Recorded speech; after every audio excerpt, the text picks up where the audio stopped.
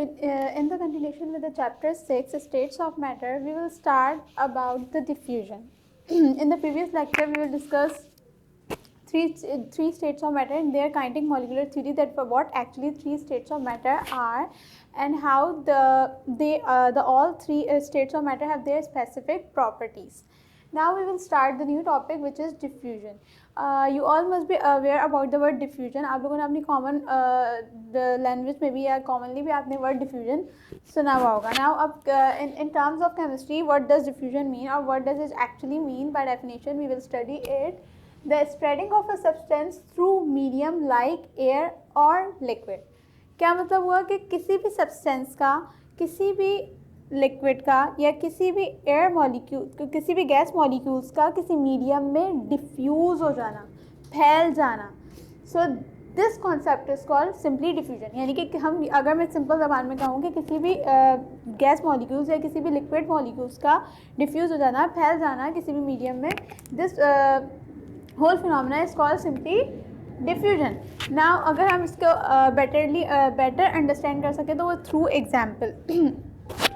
मैं एग्जाम्पल इसकी देती हूँ. अच्छा, डिफ्यूजन को एक और कॉन्सेप्ट में समझा जाता है कि the movement of molecules from the region of higher concentration to the region of lower concentration. यानी कि मॉलिक्यूल्स का मूव कर जाना कहाँ से, अपनी हायर कंसनट्रेशन से अपनी लोअर कंसनट्रेशन की तरफ. अब आप सब ने वर्ड कंसनट्रेशन सुना हुआ होगा, आप लोग ने लैब में भी परफॉर्म किया हुआ होगा. सल्फ्यूरिक एसिड दो तरीके का होता है, एक कंसनट्रेटेड सल्फ्यूरिक एसिड होता है, एक डाइल्यूट सल्फ्यूरिक एसिड होता है. लाइक कंसनट्रेटेड का क्या मतलब होता है कि उस स्पेसिफिक सब्सटेंस की कितनी कंसनट्रेशन है, कितना थिकनेस है, कितना गाढ़ापन है, तो हम बोलेंगे it is that much concentrated. जबकि जो डाइल्यूट सल्फ्यूरिक एसिड होता है उसमें उसका गाढ़ापन कम होता है, उसको डाइल्यूट कर दिया जाता है दूसरे सब्सटेंसेस या पानी वगैरह डाल के, तो उसकी कंसनट्रेशन कम हो जाती है.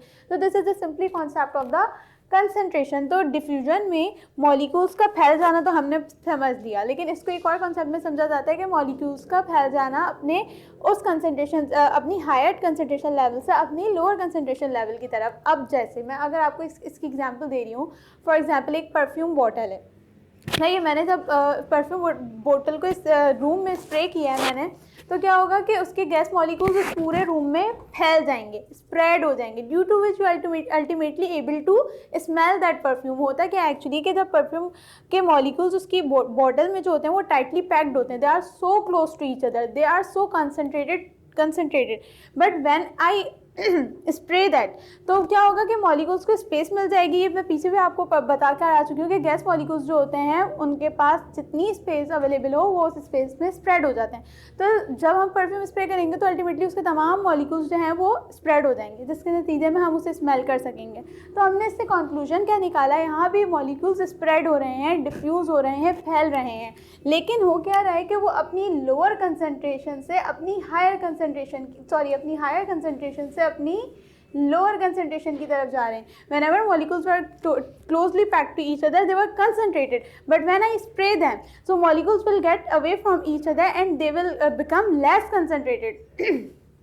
तो ये सिंपली डिफ्यूजन का कॉन्सेप्ट था कि मॉलिक्यूल्स के स्प्रेड हो जाना from their higher concentration to their lower concentration. Now diffusion का जब पूरा फिनोमेना पढ़ लिया गया अच्छे तरीके से, तो उस पर Thomas gram was a scientist who give the law on the process of diffusion. अब उनकी जो भी अंडरस्टैंडिंग थी रिगार्डिंग डिफ्यूजन, उसके रिगार्डिंग उन्होंने एक लॉ दिया. Now what does his law says, diffusion of gas is inversely proportional to the square root of its molar mass and density. इन्होंने क्या बताया कि डिफ्यूजन जो है वो डिपेंड करती है किसी भी सब्सटेंस की डेंसिटी पे, मीन्स वो सब्सटेंस कितना डेंस है, कितना गाढ़ा है. और अगर बाय फार्मूला आप जाने तो इसका फार्मूला होता है मास ओवर वॉल्यूम. सही है. तो डिफ्यूजन किसी भी सब्सटेंस की डिपेंड करेगी कि वो सब्सटेंस कितना गाढ़ा है, यानी उसकी कितनी डेंसिटी और उसका कितना मोलर मास है. मोलर मास का कॉन्सेप्ट हम चैप्टर 2 में डिटेल में पढ़कर आ चुके हैं. That what actually molar mass is expressed in grams, atomic mass वगैरह अगर हम ग्राम में एक्सप्रेस करें तो it is simply molar mass. Now dependency के डिफ्यूजन जो है वो किन किन फैक्टर्स पे डिपेंड करती है, कौन कौन से ऐसे फैक्टर्स हैं जो कि अल्टीमेटली किसी भी सब्सटेंस का रेट ऑफ डिफ्यूजन डिफाइन करते हैं. सबसे पहले आ जाए IMF. What does IMF stand for? Intramolecular attractive forces. किसी भी सब्सटेंस की डिफ्यूजन उसकी इंट्रामोलिकुलर अट्रैक्टिव फोर्सेस पे डिपेंड करेगी. कैसे? सबसे पहले तो हमें रिलेशन पता होना चाहिए कि इंटरमोलिकुलर अट्रैक्टिव फोर्सेस और डिफ्यूजन का रिलेशन क्या है। किसी भी सब्सटेंस की जितनी ज़्यादा इंटरमोलिकुलर फोर्सेस होंगी उसका रेट ऑफ डिफ्यूजन उतना कम होगा। किसी भी मॉलिक्यूल की जितनी ज़्यादा इंटरमोलिकुलर अट्रैक्टिव फोर्सेस होंगी उसका रेट ऑफ डिफ्यूजन कम होगा। क्यों? क्योंकि molecules are so tightly packed to each other so they do not have a tendency to diffuse और they do not have a tendency to spread. अगर उनमें forces of attraction कम होंगी तो वो easily diffuse हो सकेंगे, ईजिली स्प्रेड हो सकेंगे। तो आपको रिलेशन समझ आ गया इंटरमोलिकुलर अट्रैक्टिव फोर्सेस का डिफ्यूजन के साथ, कि जितनी ज़्यादा इंटरमोलिकुलर अट्रैक्टिव फोर्सेस होंगी उतना रेट ऑफ डिफ्यूजन कम होगा, जितनी कम इंटरमोलिकुलर अट्रैक्टिव फोर्सेस होंगी उतना रेट ऑफ डिफ्यूजन ज़्यादा होगा। Now the second factor on which the diffusion depends is the size of the molecule. Size of the molecule पे भी रेट ऑफ डिफ्यूजन बहुत ज़्यादा, साइज ऑफ मॉलिक्यूल भी rate of diffusion पे बहुत ज़्यादा अफेक्ट करते हैं। कैसे? वो सब्सटेंसेस या वो ऐसे सब्सटेंसेस जिनका साइज ऑफ मॉलिक्यूल छोटा होता है वो ईजिली डिफ्यूज़ हो जाते हैं, जबकि वो सब्सटेंसेस जिनका साइज ऑफ मॉलिक्यूल बड़ा होता है वो ईजिली डिफ्यूज़ नहीं होते। सही है। फॉर एग्जांपल मैं आपको इसकी एग्जांपल दे दूँ, एल्कोहल और हनी। अब मैं दोनों को जब पानी में डिज़ोल्व करूँगी तो हनी के जो पार्टिकल्स होते हैं वो लार्ज होते हैं, जिसकी वजह से वो डिफ्यूज़ होने में उसे टाइम लगेगा। वेरेस एल्कोहल उसके पार्टिकल्स छोटे होते हैं तो वो जल्दी डिफ्यूज़ हो जाएगा। तो ये हो क्या रहा है कि अल्टीमेटली डिफ्यूजन का रेट किस पे डिपेंड कर रहा है? उसके साइज ऑफ मॉलिक्यूल पे डिपेंड कर रहा है। Now the third thing is the shape of the molecule, यानी कि मॉलिक्यूल किस शेप में है। आइदर इट इज़ रेगुलर और इरेगुलर। जितना रेगुलर शेप के मॉलिक्यूल्स होंगे, जितने सिमिलर शेप के मॉलिक्यूल्स होंगे उतने ज़्यादा वो इजीली डिफ्यूज हो सकेंगे। वेयरएस अगर इरेगुलर शेप के होंगे, each particle has its own defined shape and size, यानी सारे रेगुलर शेप में नहीं होंगे, सारे कॉमन शेप में नहीं होंगे, तो रेट ऑफ डिफ्यूजन लो होगा। वेयरएस अगर all are in regular shape so rate of diffusion will increase. Now the fourth factor on which the diffusion depends is temperature. Now how does the temperature affect the rate of diffusion? We will relate it with the intermolecular attractive forces, यानी कि temperature directly तो affect करता है, directly तो affect नहीं करता, लेकिन indirectly कैसे अफेक्ट करता है कि जब हम किसी भी चीज़ का, किसी भी सब्सटेंस का टेम्परेचर इंक्रीज करेंगे तो उसकी इंटरमोलिकुलर अट्रैक्टिव फोर्सेस वीक होती जाएगी, और जब इंटरमोलिकुलर अट्रैक्टिव फोर्सेस वीक होती जाएंगी तो rate of diffusion ultimately increase होगा। तो इनडायरेक्टली मैं कह सकती हूँ कि on increasing temperature the rate of diffusion will increase. On increasing temperature the rate of diffusion will increase. How come? How does it happen that on increasing temperature the intermolecular attractive forces get weaker, due to which the rate of diffusion will increase? So these are the four main factors on which the diffusion depends. On the intermolecular attractive forces of any substance, greater the intermolecular attractive forces, lower the rate of diffusion.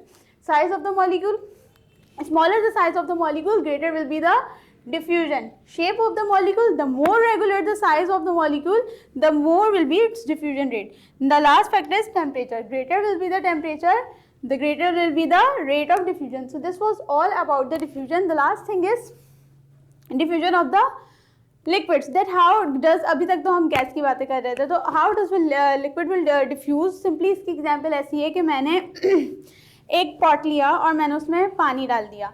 अब मैं अगर उसमें किसी liquid का जो है rate of diffusion check करना चाह रही हूँ, तो फॉर सपोज मैंने उसमें डाले इंक के 2 ड्रॉप्स। सही है। जब मैंने उसमें इंक के 2 ड्रॉप्स डाले तो आप ये ऑब्जर्व करेंगे कि वो पानी एकदम से ब्लू नहीं होगा, आहिस्ता आहिस्ता आहिस्ता आहिस्ता ब्लू होगा। क्योंकि होगा क्या कि जो इंक जो मैंने डाली है उसके पार्टिकल्स आहिस्ता आहिस्ता उसमें डिफ्यूज़ होंगे। तो पहले क्या होगा, for suppose this is the pot filled with water, when I pour ink into it, तो पहले जो इंक की जो कंसंट्रेशन होगी वो इस जगह मैक्सिमम होगी, but ultimately it will get diffuse and this whole water will become blue.